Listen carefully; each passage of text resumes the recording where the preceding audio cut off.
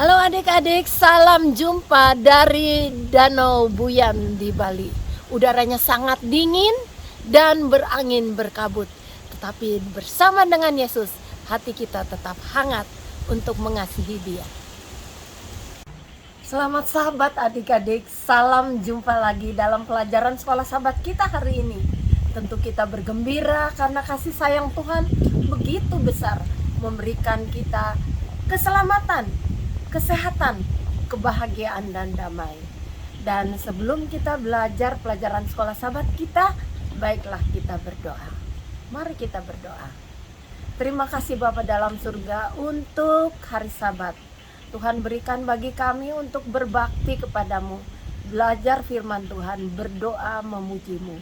Biarlah Roh Kudus menerangi kami apabila kami belajar firman Tuhan pada saat ini. Dalam nama Yesus kami berdoa.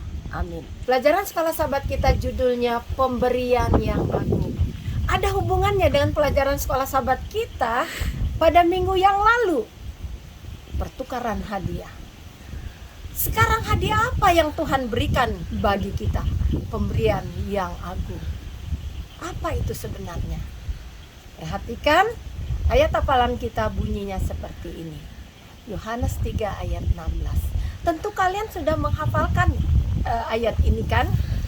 Karena begitu besar kasih Allah akan dunia ini, sehingga Ia mengaruniakan anaknya yang tunggal, supaya barang siapa yang percaya akan Dia jangan binasa, melainkan beroleh hidup yang kekal.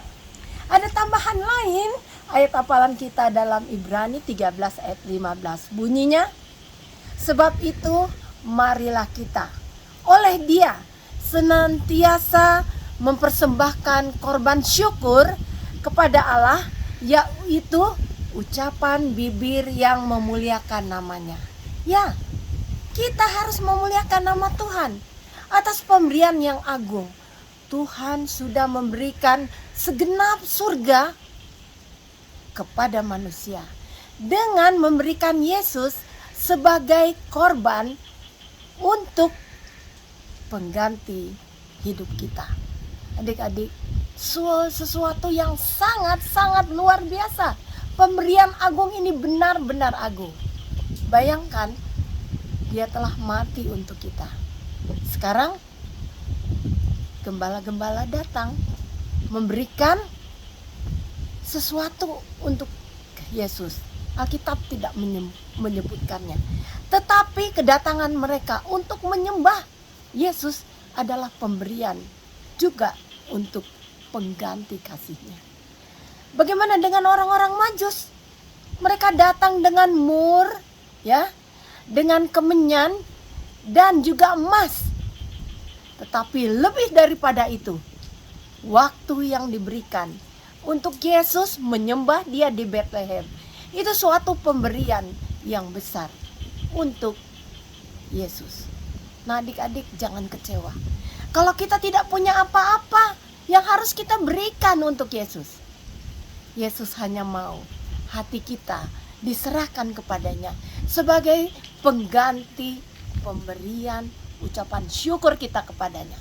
Nah, sekarang coba kamu perhatikan. Yesus sebenarnya mempunyai segala sesuatu di surga dan di dunia ini. Tetapi Dia mau hatimu. Jadi kalau kita bangun pagi-pagi, serahkanlah segenap hatimu kepadanya, segenap rencanamu kepadanya, segenap kegiatanmu pada hari itu, agar Tuhan memberkati kita, bahkan menyerahkan hidupmu untuk Yesus. Adik-adik, inilah pemberian yang seharusnya kita berikan kepada Yesus. Nah, sekarang apa artinya kita menyerahkan hati kita bagi Yesus? Itu adalah dengan memberikan waktu belajar firman, berdoa, dan bekerja untuk menolong orang lain. Dengan memberikan yang terbaik kepada orang lain, itu kita memberikannya kepada Yesus. Jadi adik-adik, pemberian agung yang terbesar dari surga haruslah kita terima dengan memberikan kehidupan yang terbaik untuk Yesus. Berikan hatimu kepadanya. Tuhan Yesus memberkati kita adik-adik ya. Dan sebelumnya, baiklah kita berdoa. Mari kita berdoa.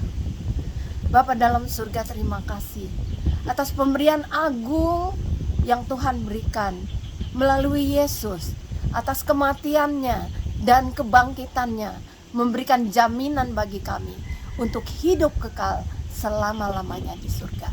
Tolonglah kami menyerahkan hidup kami sepenuhnya ke dalam tangan-Mu Tuhan.